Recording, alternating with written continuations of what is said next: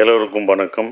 பத்திரிகையாளர்கள், எல்லாம் நண்பர்கள் எல்லாருக்கும் என் வணக்கத்தை தெரிவிச்சுக்கிறேன். ரொம்ப நன்றி. இயக்குநர்கள் எல்லாம் வந்தது ராஜமுருகனுக்காக தான். இவங்க எல்லாம் வந்தது ராஜமுருகன் அவரை பாராட்டுறதுக்காக வந்திருக்காங்க. ஸோ அவங்க எல்லாத்துக்கும் நான் நன்றியை தெரிவிச்சுக்கிறேன். மை லார்ட் அப்படின்றது அந்த டைட்டில் அவர் வழக்கமாக எல்லா படத்துலையும் வைக்கிற ஒரு டைட்டில். ஆனால் மயிலாட் நான் அடிக்கடி அவர் சொல்லுவார், இது கோர்ட் ட்ராமா இல்லை. இன்டர்வியூவில் சொல்லும்போது இது கோர்ட் ட்ராமாவா, கோர்ட்டை பற்றி இல்லை மயிலாட் அது கிடையாது. ஸோ அதை நான் சொல்லிடுறேன். மயிலாட் அப்படின்றது இது கோர்ட் ட்ராமா கிடையாது. ஒரு 10 நிமிஷம் தான் கோர்ட் வரும். ஆனால் ஒரு அதிகாரத்தை தண்டிக்கக்கூடிய அதிகாரத்தை ஒரு கடைக்கோடி இருக்கிற ஒரு மனுஷனுக்கு கொடுத்தா அவன் என்ன பண்ணுவான், அவன் அதை வச்சுட்டு என்ன பண்ணுவான்னு சொல்கிறது தான் மயிலாட். மயிலாடுன்றது அந்த கடைக்கோடி மனுஷனை, அந்த ஒரு நபர் முத்துச்சிற்பியை குறிக்கிற அந்த வார்த்தை தான் மயிலாடு. அதுதான் இந்த படத்துக்கான, இந்த டைட்டிலுக்கான ஒரு விளக்கமாக நான் நினைக்கிறேன். அப்படி தான் அதை வச்சுருக்கோம். ஸோ இதுதான் மயிலாடான ஒரு படம். முதல் வந்த எல்லா இயக்குநர்களுக்கு நன்றியை தெரிவிச்சுக்கிறேன். அப்புறம் எங்களுக்குள்ளே ஒரு போட்டி இருந்தது. பாலான ரொம்ப வந்ததுக்கு ரொம்ப நன்றினே. இன்னும் வருத்தமும் இருந்தது. என்னென்னா, நீங்கள் வரமாட்டீங்கன்னு நான் சொன்னேன் அவர்கிட்ட. பாலானனை கூப்பிட்றேன் அப்படின்னா, இல்லை வரமாட்டார், நீங்கள் எதுக்கு அவரை உங்களை தொந்தரவு பண்ணக்கூடாது, வேறு ஒன்றும் இல்லை, நீங்கள் தொந்தரவு பண்ணக்கூடாது அப்படின்னு சொன்னேன். இல்லை வந்துட்டால் என்ன தருவீங்க, வந்துட்டால் நீங்கள் என்ன கேட்டாலும் தருவேன் அப்படின்னு வேறு சொன்னேன் நான். அப்புறம் வந்தவொடனே சந்தோஷப்படுறதா இல்லை வந்துட்டார் என்ன கேட்க போகிறாரோ தெரியாது அப்படின்ற ஒரு இதில் இருந்தேன். நீங்கள் வந்து பாராட்டினதுக்கு ரொம்ப நன்றினே. அந்த டான்ஸை பற்றி சொன்னீங்க, அது சத்தியமாக நான் கொரியோகிராஃப் பண்ணதில்லை. கொரியோகிராஃப் சொன்னது ஏன்னா அது அந்த கேரக்டர் அப்படி தான் ஆடணும் அப்படின்னு சொல்லிட்டாங்க. ஸோ அதனால தான் அப்படி ஆடணும். அது 2 நாள் 1 நாள் எடுத்தாங்கண்ணே. அதுவே வச்சு ரொம்ப கஷ்டப்படுத்தினாங்க. முதல் டேக் ஓகே, எல்லாம் சிரித்து ஓகேன்னு அப்படின்ட்டோம். கடைசி டைரக்டர் வந்து ஓகேன்னு சொல்லிட்டு எல்லாம் கைதட்ட ஆரம்பிச்சிட்டோம். ஃபஸ்ட் டேக்லேயே ஓகே பண்ணிட்டோம்டான்ட்டு. அதுக்கப்புறம் வந்து சொன்னார், இல்லை முத்துச்சிற்பி சிரிச்சிட்டான், அதனால் அவன் சிரிக்கக்கூடாது, சீரியஸாக பாடணும்னு மறுபடியும் எடுத்தாங்க. அது 1 நாள் ஆச்சு, மறுநாள் தான் அது ஓகே ஆச்சு. ஸோ அதுதான் அதுக்கு காரணம். இன்னொன்று என்ன சொல்லணும்னானே, இங்கே என்ன எல்லாம் வாழ்த்துனாங்க. இந்த வாழ்த்தெல்லாம் எனக்கு சேரக்கூடாதுனே, உங்களுக்கு தான் நான் சேரணும். நீங்கள் பார்த்து சந்தோஷப்படணும். முதல் நான் சேதுவில் நடித்தேன், ஒரு அசிஸ்டன்ட் டைரக்டராக வந்தேன். இந்த அசிஸ்டன்ட் டைரக்டர் இந்த வாழ்த்தெல்லாம் உங்களுக்கு நான் பெற்றுக் கொடுத்ததா நீங்கள் நினச்சிக்கணும். அது உங்களுக்கான வாழ்த்து தான். அது நான் இவ்வளோ தூரம் கொண்டு வந்தது. ரொம்ப நன்றி. நான் வந்தது எங்களை வாழ்த்துனதுக்கு ரொம்ப நன்றி. இந்த படம் எப்போ வரும் நீங்கள் கேட்டுட்டு இருந்தீங்க.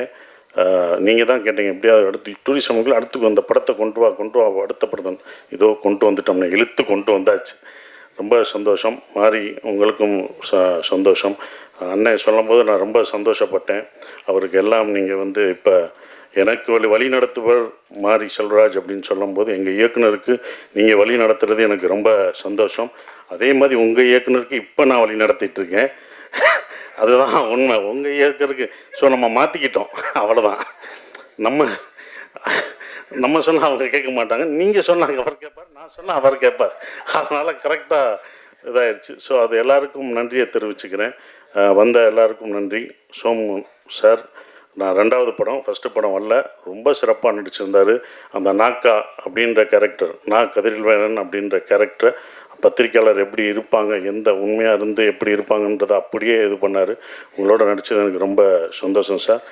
அப்புறம் என்னோட இந்த படத்தில் எங்கள் ப்ரொடியூசர் ஃபஸ்ட்டு முதல் தேங்க்ஸ் அவருக்கு தான் நான் சொல்லணும். ஏன்னா அவர் என்கிட்ட கதை சொல்ல வரும்போது சரவணன் தான் சொன்னார், ராஜமுருகன் வந்து கதை சொல்லுவார், நீங்கள் கேளுங்கன்னு சரவணன் சொல்லி நான் கதை கேட்டேன். அப்போ கதை கேட்டவுடனே ராஜமுருகன் சார் சொன்னவுடனே, இந்த கதை எனக்காக எதுவும் மாற்றாதீங்க, இது என்ன எப்படி இருக்கோ அந்த கதைக்குள்ளே நான் வர்றேன், நீங்கள் என்ன நினச்சிங்களோ அதை கடைசி வரைக்கும் எடுத்துருங்கன்னு சொன்னேன். ஸோ அப்படி தான் இந்த கதை வந்து இவ்வளோ தூரம் வந்திருக்கு. இந்த கதையை எடுக்க ஒத்துக்கிற அம்பேத்குமார் சாருக்கு என்னுடைய நன்றியை தெரிவிச்சுக்கிறேன். என்னென்னா, ஒரு ப்ரொடியூசர் ஒத்துக்கணும் இது எப்படின்றது. அவர் வந்து அதை சிறப்பாக பண்ண வந்து சொன்னும் போது, சார் ராஜ்மோகனோட ஒரு படம் பண்ணேன் சார், அது தோத்துருச்சு சார், நல்ல பையன் சார், அவன் ஜெயிக்கணும் சார், நான் இன்னொரு படம் பண்ணணும் சார், அது பண்ணணுன்னார் சார். அது இன்னும் என் மனசில் ஓடுது. மீட் பண்ணும்போது ராஜ்முருகனுக்காக நான் பண்ணணும்னு. அதுதான் எல்லாருமே நினைக்கிறது. இந்த மாதிரி ராஜ்முருகன் மாதிரி இயக்குனர் தோக்கவே கூடாது.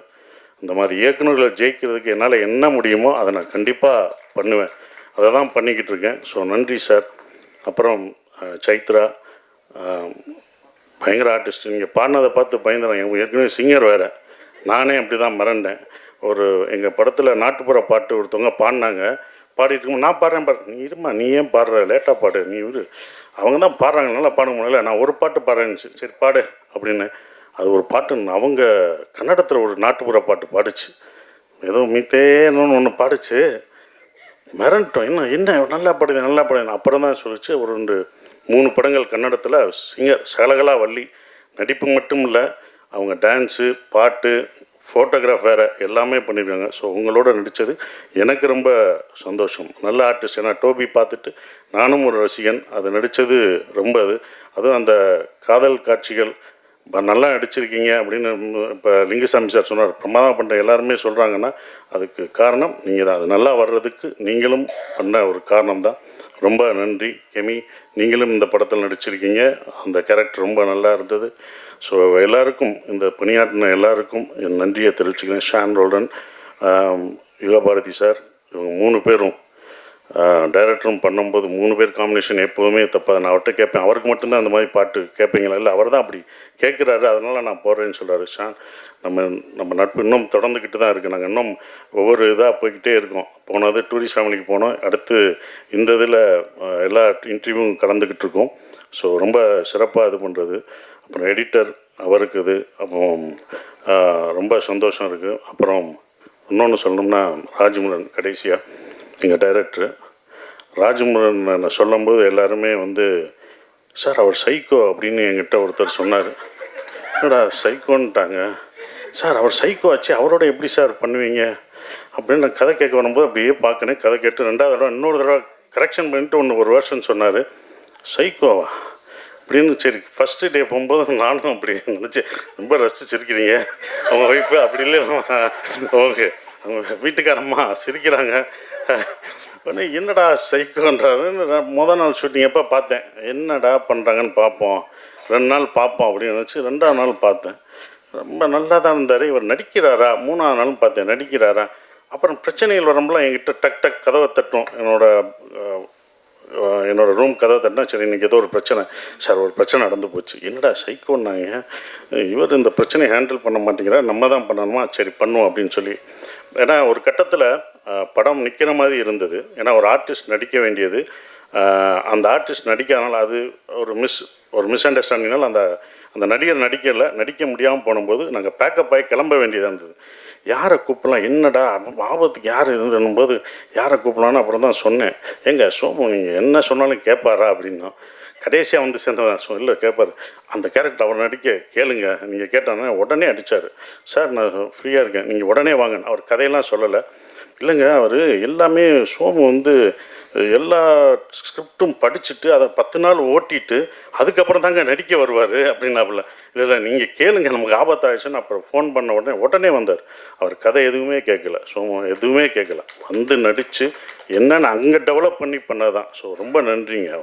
ஏன்னா இந்த மாதிரி டைரக்டருக்கு நீங்கள் சப்போர்ட் பண்ணணுன்னு வந்ததுக்கே உங்களுக்கு நான் முதல் நன்றியை சொல்லணும். ரொம்ப இது பண்ணது. இப்படிப்பட்ட ஒரு சைக்கோன்னு முடித்தேன்ல, இந்த சைக்கோவோட நானும் இப்படி அமைதியாக இருக்கேன்னு இந்த சைக்கோவோட நடித்தேன். ஆனால் எங்கேயுமே இல்லை, எல்லாம் தப்புன்னு தெரிஞ்சுது. அப்புறம் தான் படம் முடிஞ்சு நான் இந்த படத்தை பார்க்கும்போது தான் இந்த தமிழ் சினிமா மேலே அவர் எவ்வளோ சைக்கோவாக இருக்கார், இது இது இது தரமான படங்கள் கொடுக்குறதுல எவ்வளோ சைக்கோவாக இருக்கிறான்னு அதுக்கப்புறம் தான் தெரிஞ்சுக்கிட்டேன். உண்மையிலே சைக்கோ நீங்கள் இல்லை, உங்களை சுற்றி உள்ளவங்க தான் சைக்கோவாக இருக்காங்கன்றது அதுக்கப்புறம் எல்லாருக்கும் தெரிஞ்சது. அந்த சைக்கோவில் திருத்துறதுக்கு இவர் பாடுபடுறாருன்னு தெரியுது. நிச்சயம் வெற்றி பெறுவீங்க. நாங்கள் அடுத்த இந்த படம் கதை சொல்லும் போதே நான் அடுத்து ஒரு படம் அவருக்கு நான் பண்ண போகிறேன். இன்னொரு படம், அடுத்த படம். ஏன்னா இந்த படம் பண்ணும்போதே ஒரு கதை சொன்னார், அந்த கதையை நான் ஓகே பண்ணிட்டேன். அப்புறம் சார் என்ன சார் அப்படி அந்த ப்ரொடியூசர் அதுக்கப்புறம் பேசுகிறேன்னு கொஞ்சம் வருத்தப்பட்டார். அடுத்த ப்ரொடியூசரை பற்றி நான் சொன்னேன், அந்த ப்ரொடியூசர் பண்ணுறாங்களோ இல்லையோ, இந்த படம் ஜெயிக்குதோ தோக்குதோ எனக்கு தெரியாது, ஆனால் உங்களுக்கு நான் படம் பண்ணிக்கிட்டே தான் இருப்பேன். வெற்றி தோல்விலாம் கிடையாது. என்றைக்கும் ஒரு படம் தோக்கலாம் ஜெயிக்கலாம், ஆனால் ஒரு இயக்குனர் தோக்கவே கூடாது. அவனுக்கு என்றைக்கும் வெற்றியாக தான் இருக்கணும். இயக்குனருக்கு வாழ்க்கையில் தோல்வியே கூடாது, அவன் படம் தான் தோக்கும் ஜெயிக்கும் அப்படின்னு சொல்லி வந்த எல்லாருக்கும் என் நன்றியை தெரிவிச்சுக்கிறேன். நன்றி. எல்லாருக்கும் வணக்கம். நான் தமிழில் பேசுறதுக்கு ட்ரை பண்ணுறேன். ஏதாவது தப்பாக பேசினா மன்னிச்சிடுங்க. ஃபஸ்ட்டே சொல்கிறேன். ஃபர்ஸ்ட் ஆஃப் ஆல் இங்கே இருக்கிற எல்லா பெரிய டிரெக்டர்ஸ்க்கு ரொம்ப ரொம்ப நன்றி. ராஜு சாருக்காக எங்களோட சினிமாக்காக வந்து நீங்கள் இங்கே வந்து பேசினது, சினிமா பார்த்து அதை பற்றி பேசினது, அண்ட் என்னோடய பெர்ஃபார்மன்ஸ் பற்றி பேசினது. I don't know, I think Bala sir பேசும்போது எனக்கு அழுகே வந்துச்சு. என்ன, I am very grateful. Thank you sir, it means a lot. You have no idea. எனக்கு எப்போவுமே தமிழ் ஒரு ஆஸ் அ லாங்குவேஜ் ரொம்ப ரொம்ப பிடிக்கும். ஐ திங்க் அந்த interest, I think it ட்ரான்ஸ்ஃபார்ம்ட். And then நான் இங்கே வரும்போது அந்த இன்ட்ரெஸ்ட்லேருந்து நான் கற்றுக்கிறதுக்கு இப்போ ஆரம்பிச்சிட்டு இருக்கேன். So I am very very grateful. I am very happy. நீங்கள் எல்லாருமே இந்த ப்ராடக்ட் பார்த்து அதை பற்றி பேசிட்டு இருக்கீங்க. ஆனால் எனக்கு மட்டும் ரா இன்க்ரீடியன்ஸ் மட்டும் தெரியும். இது ஸ்டார்ட் பண்ணும்போது ராஜு சருக்கு நான் தேங்க்யூ சொல்லணும். பிகாஸ் சார் என்னை வந்து மீட் பண்ண வரைக்கும் ஆக்சுவலி அவர் ஒர்க் பற்றி எனக்கு அவர் ஒர்க் தெரியும், ஆனால் அது அவர் ஒர்க்குன்னு எனக்கு தெரியாது. ஸோ அவர் ஒரு நாள், நான் ஆக்சுவலி ஒரு மந்த்க்கு முன்னாடி அவர் என்ன இந்த ப்ரொடக்ஷன் மேனேஜர் கால் பண்ணார். அப்போது நான் ஒரு கன்னட படத்தில் ஆக்ட் பண்ணிட்டு இருந்தேன். ஸோ ஐ செட் அந்த டேட்டில் நான் ஃப்ரீ இல்லை நான் சொன்னேன். ஸோ ஹீ செட் ஓகே அப்படியா சரி அப்படி சொன்னிட்டு திரும்பி ஒரு மந்த்துக்கு அப்புறம் அவர் பெங்களூருக்கு வந்துட்டார். வந்து அந்த மேனேஜர், மேம் சார் பெங்களூர்ல இருக்காரு, உங்க மீட் பண்ணுவான்னு சொல்லிட்டு இருக்காரு, என்ன பண்ணுவீங்க அப்படி. So then I was very scared. ஐயோ இப்போ என்ன பண்றது, ஓகே அட்லீஸ்ட் மீட் பண்ணிட்டு அதுக்கப்புறம் இல்லான்னு சொல்லலாம். பிகாஸ் எனக்கு தமிழ் வராது. ஸோ 3 BHK அப்போ சைன் பண்ணிட்டு இருந்தேன். நான் நினைச்சேன் ஓகே அது இன்னும் கொஞ்சம் நாள் ஆகுது, ஸோ அப்போ தமிழ் கற்றுக்கிட்டு பண்ணலாம், இப்போ வேணாம் அப்படி. சார் வந்தார், கம்ப்ளீட்டாக தமிழில் நரேஷன் கொடுத்தாரு. ஆனால் நரேஷன் கொடுக்குற before that he started telling, நான் டோபிங்கிற ஒரு படம் பார்த்தேன் சைத்ரா, அது பார்த்து நீங்கள் தான் இந்த கேரக்டர் பண்ண அதுக்காக நான் வந்துட்டு இருக்கேன் அப்படி சொன்னார். ஸோ எனக்கு அதுக்கப்புறம் நான் அவர் மீட் பண்ணதுக்கு முன்னாடி கூகுள் பண்ணி, ஓ இந்த படம் இவர் இஸ் த ரைட்டரா, இந்த படம் டிரெக்டர் இவரா, இந்த லிரிக்ஸ் இவர் எழுதிட்டாரா. So I didn't know. I was so happy to know that such a big director came down to narrate this story to me. அங்கிறது எனக்கு பெரிய விஷயம் sir. as an artist it gives me an immense pleasure and I'm grateful. and நான் சொன்னேன் sir எனக்கு தமிழ் தெரியாது, நீங்கள் ஸ்ட்ரைட்டாக போய் ஒரு கோவில்பட்டி பண்ணுவீங்க, இங்கே என்ன பண்ணோன்னு நீங்கள் பண்ணுவீங்க சேத்தா எனக்கு தெரியும். இது ஃபர்ஸ்ட்லேருந்து ஆரம்பிச்சிலிருந்து இள்ளி வரைக்கும் அதுதான் சொல்லிட்டு இருக்காரு. அவர் கூட நான் இன்னொரு பர்சனுக்கு ரொம்ப ரொம்ப தேங்க்யூ சொல்லணுன்னா, எங்கள் சினிமாவோட கோ டைரக்டர் அருண் செல்வ பாண்டி சார். இந்த ஆக்சென்ட் இருக்கட்டும், இந்த பொண்ணு மாதிரி அந்த பாடி லாங்குவேஜ் எல்லாமே நான் எப்போவுமே கொஸ்டின்ஸ் கேட்டிருப்பேன். இவங்க ரெண்டு பேருமே என்ன பண்ணார்னா, எனக்கு தமிழ் தெரியாது, ஆனால் அவர் எல்லார்கிட்டையும் எங்கள் cinema assistant directors Vishnu, Deepali, Nagaraj, Praveen எல்லார்கிட்டையும் அவர் கூட தமிழில் பேசணும். என்ன பேசினாலும் பரவாயில்ல, அவர் தமிழ் பேசும்போது யாரும் கிண்டல் பண்ணக்கூடாது. இந்த மாதிரி ஒரு இது I think he informed all of them. நான் என்ன பேசினாலும் அவர் கிண்டல் பண்ணல. ஸோ அதனால தான் என்னோட confidence I think it kept growing and I could speak and at least learn. So Pandi சாருக்கு நான் தேங்க்யூ சொல்லணும். எல்லா சீன்ஸ்லேயும் அவர் பேஷண்ட்டாக எனக்கு அந்த தமிழில் டிஸ்கிரைப் பண்ணி நான் அது கன்னடாவில் ரைட் பண்ணி, so I used to do that. So அதுக்கு I am very very grateful. And of course நான் சசி சார் பற்றி ஆப்வியஸ்லி சொல்லணும். Because he is such a big director, actor, and he's so many things, and on top of all of that he's an amazing human being. எனக்கு எங்கேயோ அது என்னோட first Tamil படம், first Tamil experience on a set அங்கிறது எனக்கு feel பண்ண விடல. So thank you so much sir, you been extremely kind. And நான் என்ன பண்ணாலும் என்ன இம்ப்ரூவைஸ் பண்ணாலும் சீன்ஸில் நீங்கள் அது சேர்ந்து you use to improvise with me and you use to encourage me. I think that has gotten the best out of me. I am fortunate to share screen space with Guru sir. I don't know. I'm very happy. இப்போ இந்த ஈவெண்ட்டில் எனக்கு என்ன சொல்லணும்னு தெரியல, நன்றி மட்டும் சொல்ல முடியும். So Shaan, I have to speak about Shaan. இந்த சினிமாவுக்கு அந்த சோலே ஷான்னு சொல்லலாம். பிகாஸ் ஃபர்ஸ்ட் டைம்லேருந்து அவர் ஃபர்ஸ்ட் ரீல் பார்க்கும்போதே எனக்கு கால் பண்ணி என்ன பண்ணியிருக்கீங்க நீங்கள் அப்படி சொன்னார். So he was also a confidence booster throughout. So அது எனக்கு I was very happy. So I have to thank Olympia Films and Ambed sir. Thank you so much for making me a part of your films.